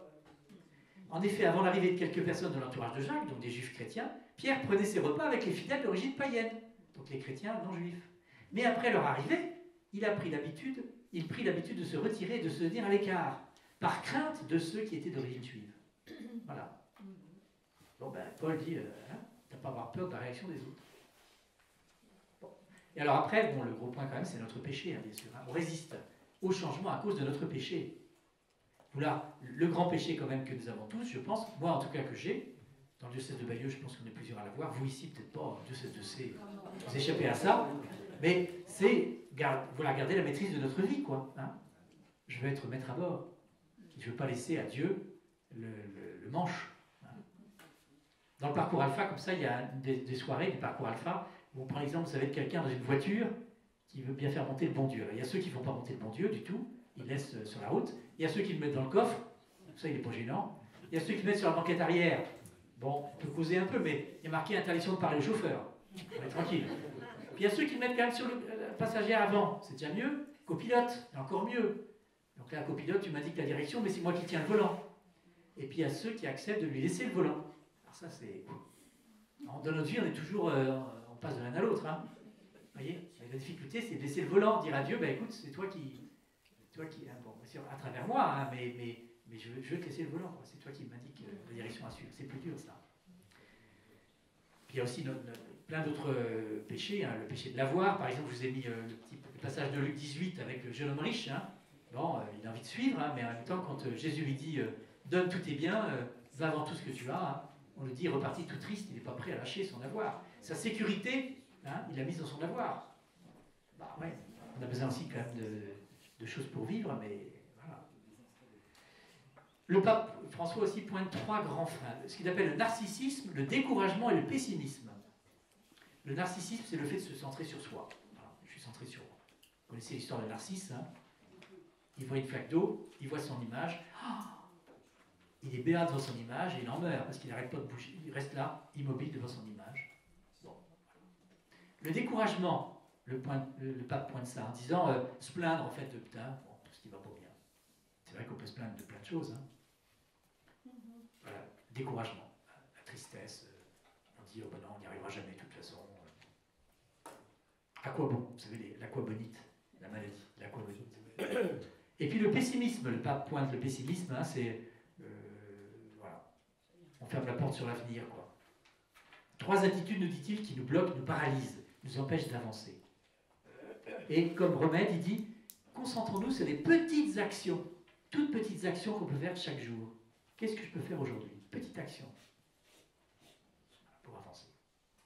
Puis après, le grand péché que pointe le pape, c'est l'indifférence. Ce qu'il appelle le virus de l'indifférence. Voilà. Et il cite, il a toute une méditation sur l'histoire du pauvre Lazare, vous savez, dans l'évangile de Luc, Luc chapitre 16. Donc je vous ai mis simplement la référence parce que ça aurait été trop long à remettre là. Il dit cet homme riche, il savait parfaitement qui était Lazare. Il connaissait même son prénom. Il savait qu'il était son voisin. Mais il était indifférent à sa situation. Il n'en soucie pas. C'était pas son problème. Voilà, c'est pas son problème. Il ne se laissait pas toucher. Et il dit, le pape, l'attitude du Seigneur, justement, est complètement différente. L'essence de Dieu, nous dit-il, est la miséricorde. L'essence même de Dieu. Dieu n'est jamais indifférent. Et je vous ai mis une petite citation du pape. Chaque fois que dans le monde tu trouves une réponse claire, immédiate, personnelle et consolante qui propose une solution, Dieu est là. C'est là que son esprit est présent. L'indifférence bloque l'esprit en nous fermant aux opportunités que Dieu attend de nous offrir. Des opportunités qui débordent de nos schémas et de nos catégories mentales. L'indifférence. J'avance bientôt au terme. Quelques exemples de changements. Alors, ça va être à vous de les trouver. Quel changement on a à vivre. Bon. Par rapport aux autres. Bon, le pape a tout un passage, notamment sur la place à donner aux gens qu'on aurait tendance à mettre de côté, les personnes âgées, les femmes, les plus pauvres, etc. Il y a plein de pages de méditation comme ça, intéressantes à lire, en disant il y a des gens qu'on a tendance à mettre de côté. Par rapport à la terre aussi, il a tout un long développement par rapport à la terre. Voilà, on a à vivre de manière plus sobre, pour ne pas surexploiter la terre. Notre péché, c'est de vouloir posséder, exploiter la terre, etc. Il y a plein de passages là-dessus. Bon.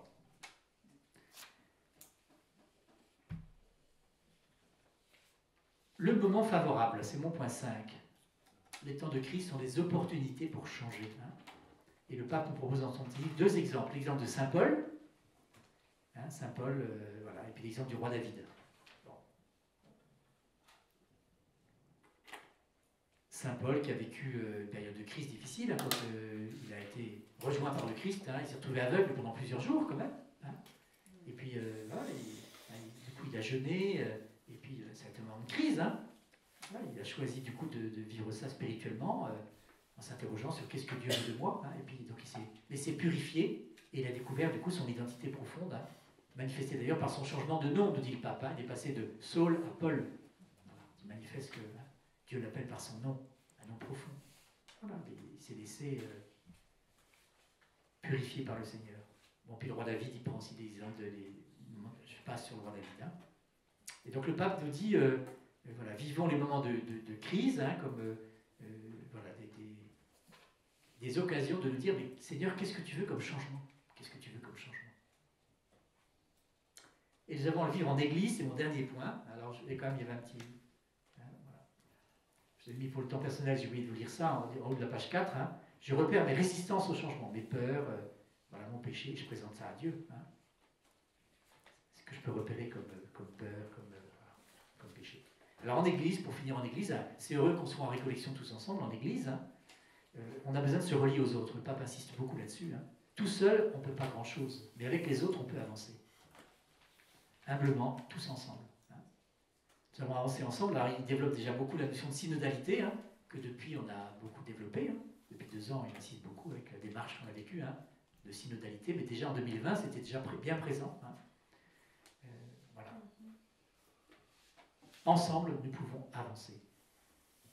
Et il reprend l'exemple, bien sûr, de la première communauté chrétienne, hein, dans les Actes des Apôtres, avec ce moment difficile de crise. Hein. Est-ce que les non-juifs qui veulent devenir chrétiens, est-ce qu'on leur impose de passer par le judaïsme?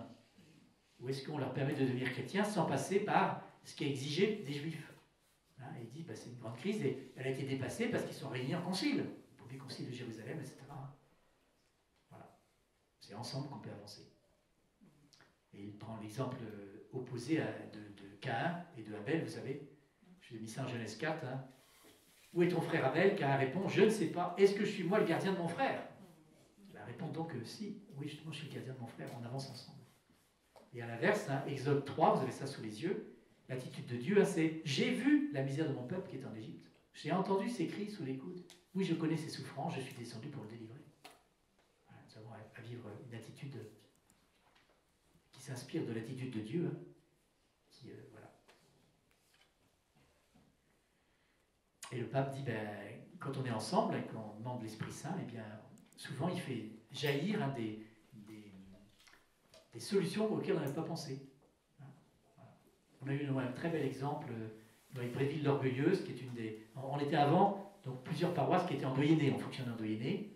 Donc moi, Ouistreham, Douvres, etc., Coursol, Crolly, pour ceux qui connaissent un peu, Bréville l'Orgueilleuse était avec nous. Et les gens de Bréville l'Orgueilleuse, on leur demandait de se situer. Est-ce qu'ils voulaient continuer à se rattacher dans la nouvelle paroisse qui était plus au nord, ou dans une autre paroisse qui était plus au sud, Évrecy, Verson, etc. Ah, 50-50, ils étaient partagés, etc. C'était compliqué. À Bréville-l'Orgueilleuse, ça mettait un peu le feu aux poudres. Et ils ont prié ensemble. Ils se sont réunis, ils ont prié. Ils ont dit à l'Esprit Saint, suscite. Et une nouvelle solution est arrivée. Ils sont branchés sur Caen. Pas la première, pas la deuxième, mais une nouvelle. Voilà. Et c'est venu vraiment de leur méditation ensemble, de leur réflexion. Et ensemble, ils ont trouvé voilà, quelque chose qui a contenté tout le monde. Étonnant, hein? C'était beau. Voilà, on vit ça, hein, des moments où on fait confiance à Dieu et puis on demande ensemble, hein, l'Esprit Saint, et puis il nous inspire, quelquefois un chemin auquel on n'avait pas pensé. Alors pour finir quand même, hein, je vous ai mis parole du psaume, hein, voilà ce qu'il nous est promis. Hein, alors le pape parle d'un débordement, le débordement de la grâce. Hein. Comme le débordement d'un fleuve, vous savez, qui brise les berges, hein, qui autrefois confinait un peu notre pensée, etc., notre manière de vivre. Il dit, il faut vivre voilà, un débordement. Psaume 22, tu prépares la table pour moi devant mes ennemis, tu répands le parfum sur ma tête, à vous de continuer, ma coupe est débordante. Voilà, remarque qu'elle déborde. Hein. Et ce débordement dont Jésus parle dans l'évangile de Luc, le pape cite aussi ça, donnez, on vous donnera, à vous de continuer, c'est une mesure tassée, secouée, débordante, qui sera versée dans le pain de votre vie. Voilà la belle promesse. Donc je vous ai mis un dernier petit point pour votre prière personnelle. Hein. Je nomme les groupes chrétiens auxquels j'appartiens et qui m'aident à vivre les changements. Je rends grâce à Dieu. Merci de votre écoute.